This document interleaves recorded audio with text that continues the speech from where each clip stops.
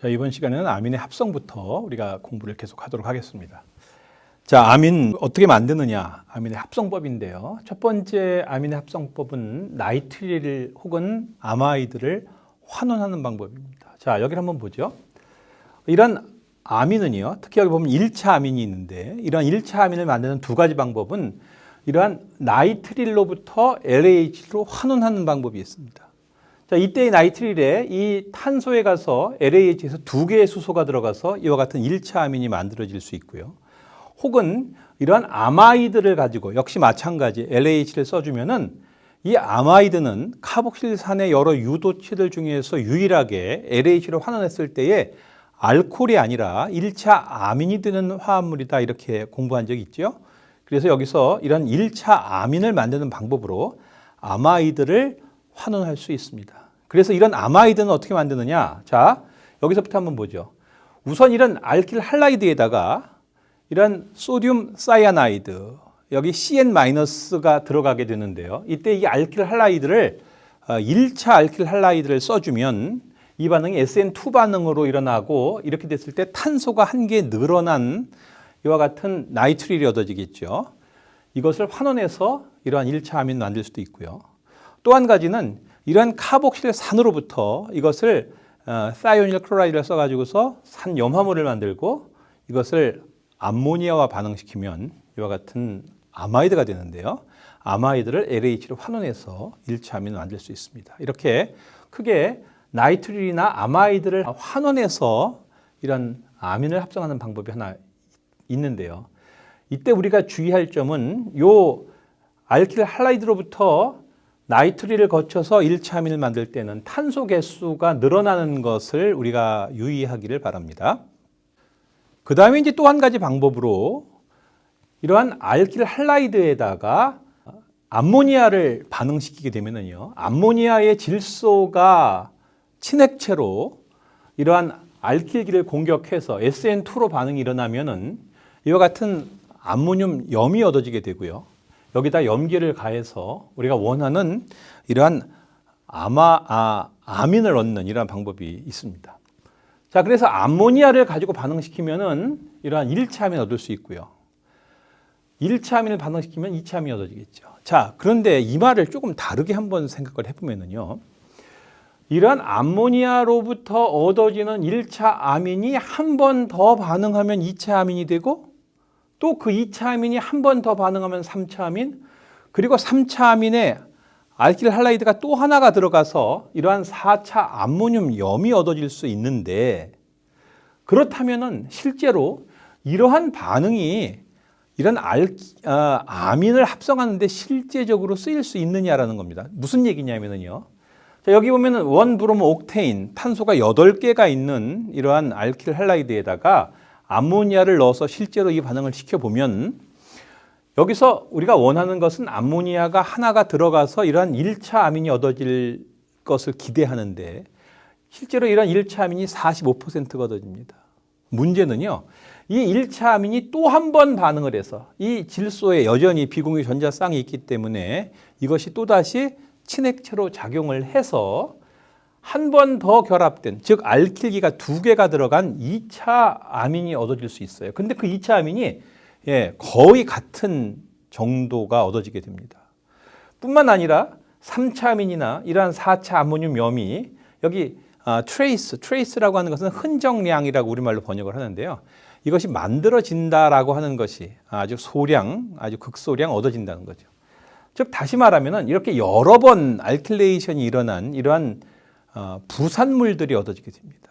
따라서 실제로 이런 알킬 할라이드의 SN2 반응은 가능하긴 하지만 실제로 이런 내가 원하는 아민만을 얻는 데는 약간 부족함이 있기 때문에 차라리 이러한 방법보다는 앞에서 이야기했던 나이트릴이나 아마이드를 환원해서 만드는 방법을 좀 더 선호한다, 이렇게 이야기할 수가 있겠습니다. 이러한 아민 만드는 방법이 지금 얘기한 것처럼 이렇게 암모니아를 가지고 알킬 할라이드로부터 SN2 반응을 시키는 이러한 반응에 여러 가지 문제점들이 있기 때문에 이것을 좀 개선해서 아민을 만드는 또 한 가지 방법으로 여기 나와 있는 것이요, 리덕티브 아미네이션이라고 하는 방법인데요. 이것은 알데하이드나 케톤을 가지고서 이와 같은 암모니아와 반응을 시키고요. 그러한 과정에서 사실은 이렇게 반응을 시키면 이제 이민이 얻어지게 되는데 그 얻어진 이민을 환원시키는 것을 동시에 일어나게 함으로써 아민을 얻는 방법입니다.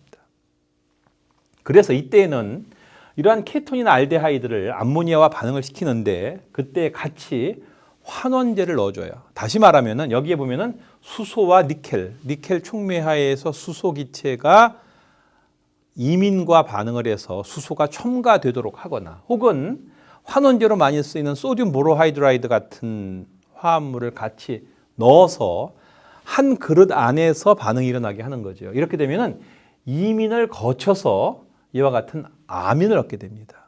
자, 이러한 반응을 리덕티브 아미네이션, 우리말로 환원성 아미노화라고 이야기를 하는데요.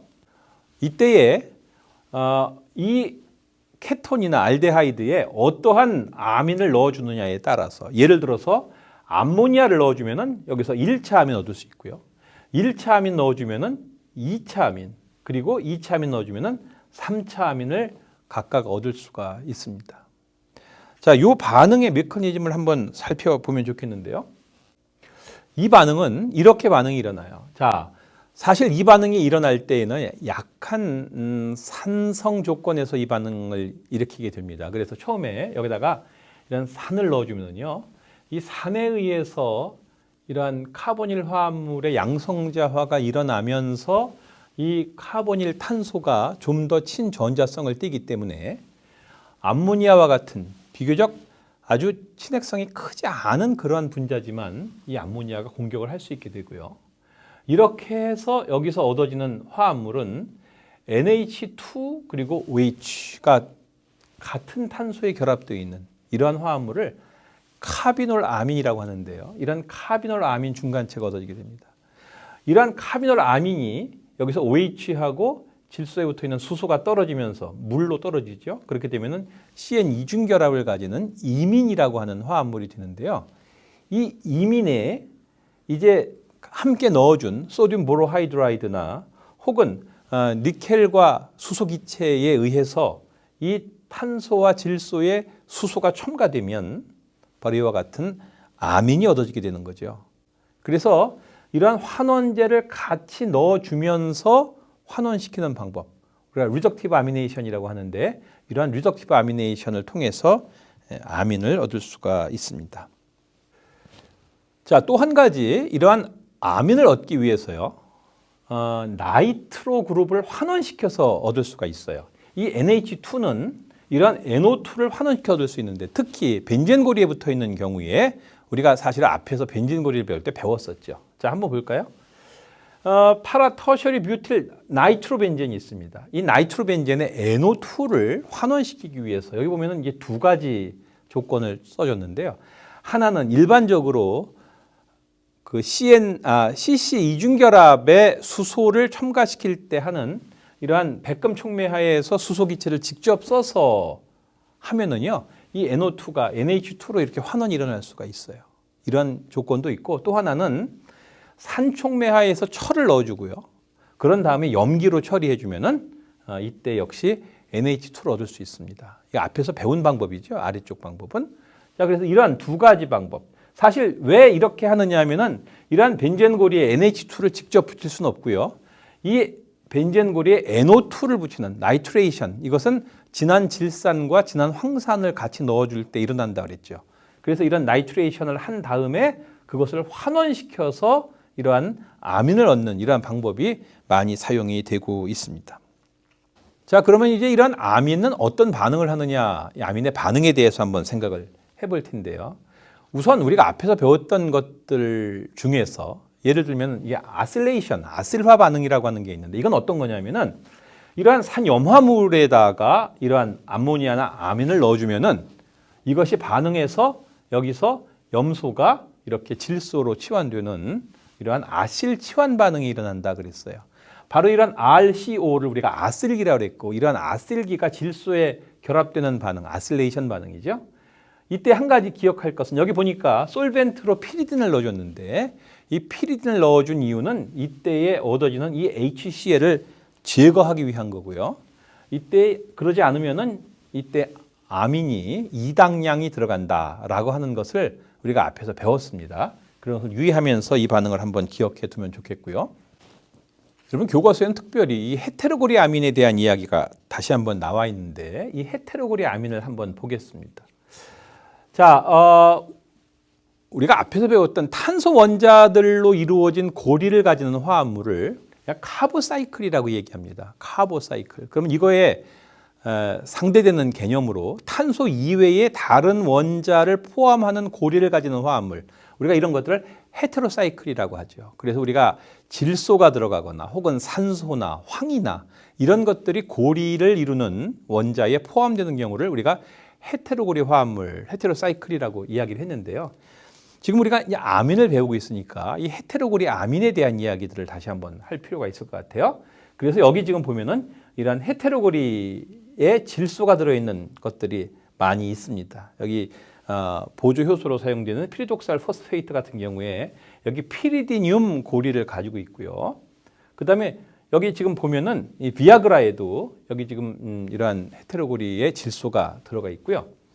또 우리 헤모글로빈에 들어있는 이 햄이라고 하는 산소를 운반하는 적혈구가 산소를 운반하는 그러한 곳에 보면은 여기에 이것이 같은 평면에 이렇게 고리가 있고요. 거기에 질소에 철 이가 이온이 붙어 있는 이러한 햄 구조. 여기도 역시 질소가 이렇게 4개가 포함이 되어 있습니다. 이러한 헤테로고리 화합물들이 우리 몸에서도 굉장히 유용한 그러한 물질로 사용이 되는데 이러한 헤테로고리 화합물들을 다시 한번 살펴보죠. 첫 번째로 나와 있는 것이 파이롤인데요. 파이롤은 오각형 고리에 질소가 하나 있으면서 이중결합이 2개가 있는 이러한 화합물입니다. 자, 우리가 앞에서 배울 때에 이런 파이롤의 질소는 비공유 전자쌍이 있지만 이것이 염기성을 띠지 않는다라고 배웠었죠. 예, 왜 그렇게 되느냐? 바로 이 그림으로 우리가 설명할 수 있는데요. 여기 지금 보면은 이 질소를 포함해서 4개의 탄소에 모두 다 나란한 피오비탈들이 있죠. 그리고 이 질소에는 이 피오비탈에 가서 전자 2개가 있어요. 다시 말하면은 여기에 있는 이 비공유 전자쌍, 질소에 들어가 있는 비공유 전자쌍이 바로 이 피오비탈에 있게 됩니다. 그러면은 5개의 피오비탈에 6개의 파이 전자가 들어가게 되고요. 이 6개의 파이 전자는 앞에서 배웠던 휘켈의 4n 플러스 2파이 룰을 만족하는 그러한 구조죠. 즉 다시 말하면은 이것이 방향족성을 띠게 됩니다. 그래서 여기서 이 피오비탈에 있는 질소는 여기 탄소에 있는 4개의 전자와 더해져서 6개의 전자로 방향족을 이루는 데 사용되기 때문에 이 비공유 전자쌍을 바깥으로 내어줘야지만 염기성을 나타낼 텐데 바깥쪽으로 내줄 수가 없죠. 이것은 이 고리 안에서 이 피오비탈에 전자가 있게 되고요. 따라서 이때 이 파이롤은 염기성을 띠지 않는다라고 하는 겁니다. 다시 한번 이야기하지만 여기는 질소나 탄소들은 모두 다 피오비탈을 가진다. 다시 말하면 sp2 혼성 오비탈을 갖게 되겠죠. 그래서 피오비탈이 하나씩 있고 이것이 방향족을 이루게 된다라고 하는 겁니다. 그래서 사실 전자밀도 그림에서도 보면은요, 이 질소는 오히려 빨간색이 아니죠. 탄소가 오히려 더 빨간색을 띈다. 빨간색이 진할수록 전자밀도가 높다 그랬죠. 따라서 이 질소는 별로 전자가 없기 때문에 염기성을 띨 수가 없을 겁니다. 이러한 파이롤과 비슷한 물질로 이미다졸이라고 하는 게 있는데 이 이미다졸은 오각형 고리에 질소가 2개가 있고요. 그리고 여기 이제 이중결합이 2개가 있는데 이때 하나의 질소는 수소가 붙어 있고 바로 이것이 파이롤에 있는 질소하고 지금 생김새가 비슷하죠. 그리고 또 한쪽 질소는 즉 그래서 우리가 이 파이롤 질소, 이 이중결합이 표시 안 되는 질소에 수소가 붙어 있는 이 질소를 1번으로 해서 번호를 매길 때 질소에 가까운 쪽으로 이렇게 매기면은 3번이 질소가 위치하게 됩니다. 그런데 이 3번에 있는 이 질소는요, 이것이 염기성을 띠어요. 반면에 이 1번 질소는 염기성을 띠지 않습니다. 왜냐하면 이것이 파이롤하고 마찬가지로 이 질소는 여기는 피오비탈에 전자가 들어가 있게 되고요. 이 전자쌍이 피오비탈에 있으면서 여기에 있는 이 3개의 탄소와 이 질소에 있는 피오비탈에 각각 한 개씩. 그래서 6개의 파이전자가 방향족성을 띠게 되고요. 그래서 이 이미다졸에 있는 2개의 질소 중에서 이 3번 질소는요. 이 비공유 전자쌍이 sp2 혼성 오비탈이 있게 되고요. 이것은 이 파이전자가 벤젠처럼 방향족을 이루는 데 사용되는 전자가 아니죠. 따라서 이 전자는 바깥쪽으로 내어줄 수가 있어요. 그래서 이건 염기성을 띠게 됩니다. 마치 앞에서 배웠던 피리딘하고 비슷하죠. 그래서 여기 보면 pK가 6.95 정도로 염기성을 띠게 된다는 겁니다. 이러한 이미다졸 고리를 포함하고 있는 아미노산에 히스티딘이라고 하는 아미노산이 있고요. 이때에 이것이 약 6.0 정도 pK 값을 갖게 됩니다. 이미다졸하고도 비슷하게 여기에 질소 대신에 황이 있는데요. 이걸 사이아졸이라고 하고요. 이때 역시 마찬가지 이 질소는 이 3번 위치의 질소는 염기성을 띌 수 있겠죠. 이러한 사이아졸이 포함되어 있는 이러한 화합물로 우리가 티아민이라고 하는 바이타민 B1에 해당되는 이러한 그 화합물에 바로 이 사이아졸 고리가 있는 것을 볼 수가 있습니다. 이런 파이롤 화합물은요, 여러분 교과서에 보니까 이런 반응이 있는데 한번 보죠. 이런 파이롤에 여기에 이제 질산을 넣어주게 되면은요, 우리가 앞에서 질산과 황산을 벤젠 고리에 넣어줬을 때 나이트레이션 반응이 일어난다라고 했는데 여기서도 마찬가지로 비슷하게 여기에 질산과 황산을 넣어주게 되면은 여기서 바로 요 질산과 황산이 반응해서 NO2 플러스라고 하는 친전자체가 만들어지고 이 파이롤이 방향족 고리이기 때문에 이 방향족 고리가 NO2 플러스 친전자체를 공격해서 여기서 방향족 치환 반응이 일어나게 됩니다. 벤젠도 치환 반응이었죠. 여기서도 치환 반응이 일어나게 되는데요. 이때 한 가지 기억할 것이 여기에 수소가 있고 또 하나 여기에 수소가 있어요. 이렇게 2개의 수소가 있는데 이 2개의 수소 중에서 어떤 수소를 치환하느냐. 자, 우리가 이것을 한번 보면은 이 경우에는요.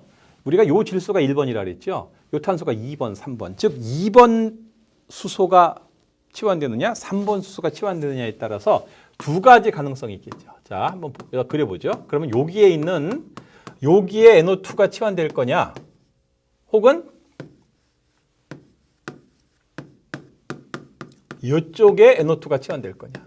자, 어떤 쪽으로 가게 되느냐. 여러분 교과서에서는 지금 아세틱 안하이드라이드를 써서 여기서 반응을 시켰는데 뭐 마찬가지예요. 하여간 여기서 NO2 플러스라고 하는 친전자체가 수소를 치환하는데 어떤 수소를 치환하느냐. 지금 여기 보니까 2번 위치에 일어난다. 그럼 왜 2번 위치에 이러한 치환이 일어나게 되느냐. 이거 역시 마찬가지. 우리가 앞에서 벤젠 고리를 배울 때처럼 이때 가능한 중간체들을 그려보고 그러한 중간체의 공명구조 형태들을 그려보면 이때 어떤 것이 더 안정한가를 생각할 수 있고요. 더 안정한 중간체 양이온이 얻어지는 쪽으로 반응이 일어나기 때문에 이때는 2번 위치에 치환이 일어나게 됩니다.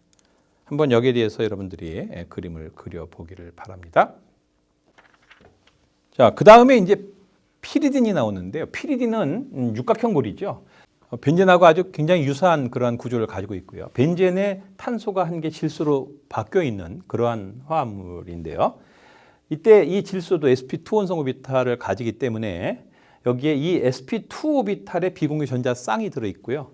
여기에 파이 전자는 6개가 되겠죠. 역시 마찬가지. 이것이 sp2 혼성 오비탈에 가서 비공유 전자 쌍이 있기 때문에 이것이 염기로서 작용할 수 있게 됩니다.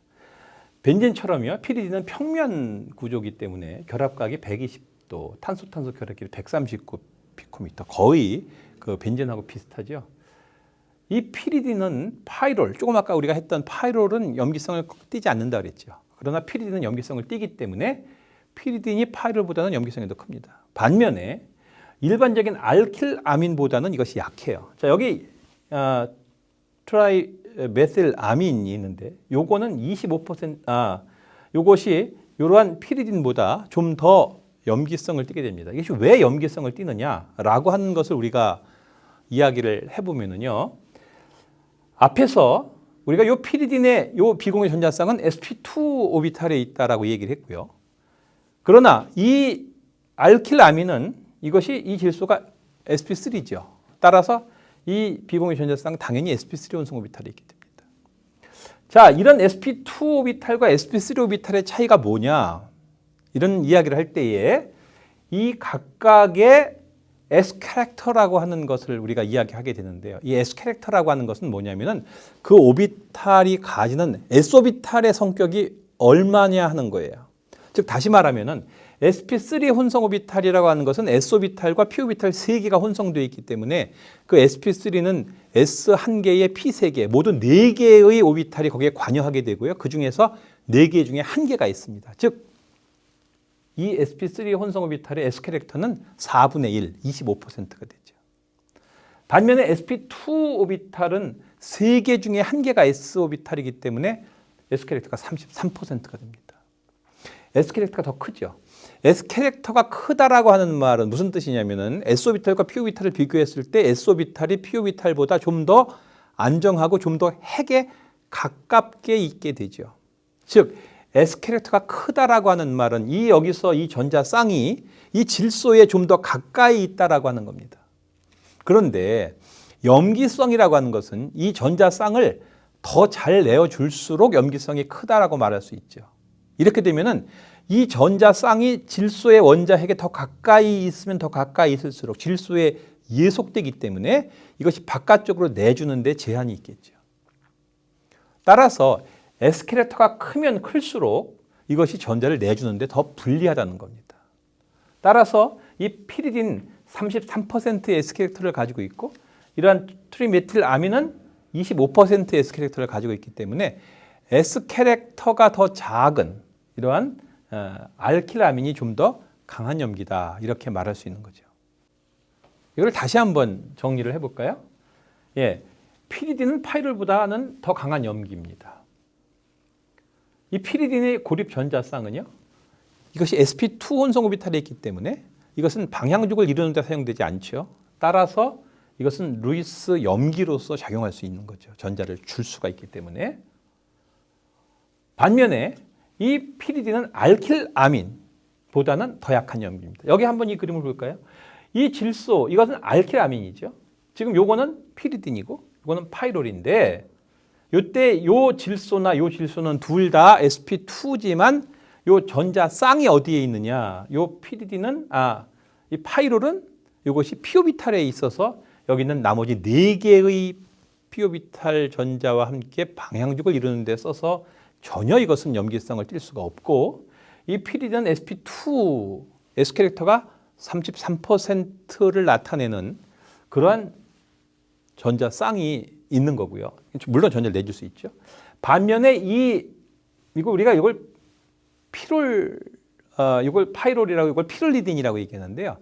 이러한 피롤리딘은 바로 여기서 이 질소의 혼성 오비탈이 sp3가 되고 이것은 S 캐릭터가 25%에 불과하기 때문에 좀 더 잘 내어줄 수가 있다라고 하는 겁니다. 그래서 그 혼성 오비탈이 뭐냐에 따라서 염기성을 더 갖느냐 덜 갖느냐라고 하는 것도 우리가 이렇게 설명을 할 수가 있는 겁니다.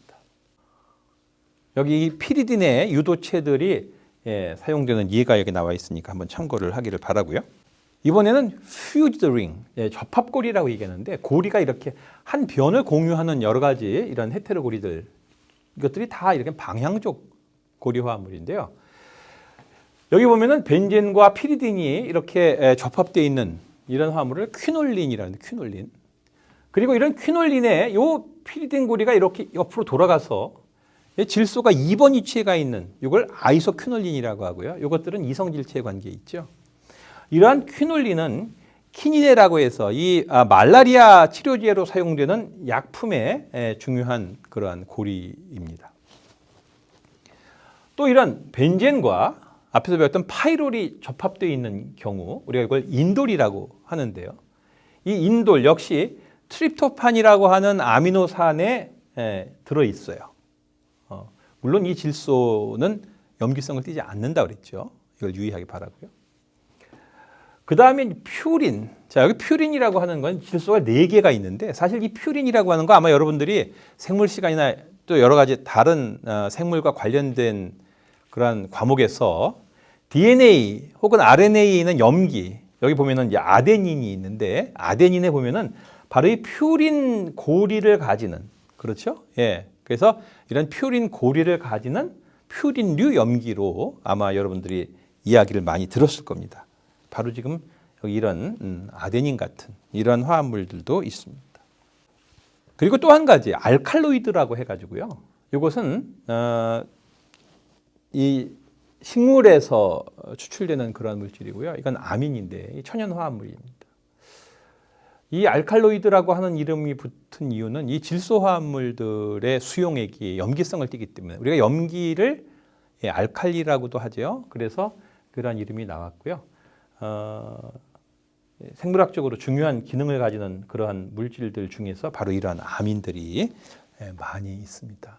그래서 뭐 어떤 것들은 의약품으로 사용될 수도 있고요. 혹은 뭐 마약으로 쓰이는 것들도 있고, 또 우리 생체 내에서 중요한 기능을 하는 이러한 물질들 중에서 알칼로이드라고 하는 것들, 이런 것들 전부 다 아민으로 되어 있다. 이런 것들을 기억하면서 12장 강의를 이것으로 마치겠습니다.